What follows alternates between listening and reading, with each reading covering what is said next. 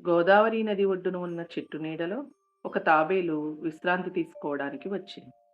ఆ చెట్టు కొమ్మన గూడులో ఉన్న పక్షిని చూసి ఇలా అంది: మీ ఇల్లు ఇలా ఉందేమిటి? విరిగిన కొమ్మలతో కట్టుకున్నారు. వర్షానికి గాలికి ఉంటుందో లేదో తెలియదు. ఇక మీకేమి రక్షణ ఉంటుంది? అంతకంటే దారుణమైనదేంటంటే దానిని మీరే కష్టపడి కట్టుకోవాలి.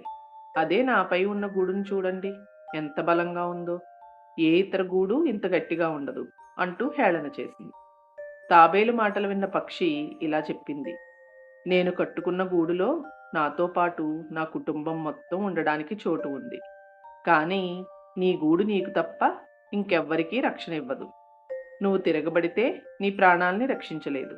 నీ గూడుతో పోల్చుకుంటే నా గూడు ఎంతో విలువైంది అని బదులిచ్చింది. ఈ కథలోని నీతి: అందరికంటే మనమే గొప్ప అనుకోకూడదు. ఎవరికి ఉండే విలువ వారికి ఉంటుంది.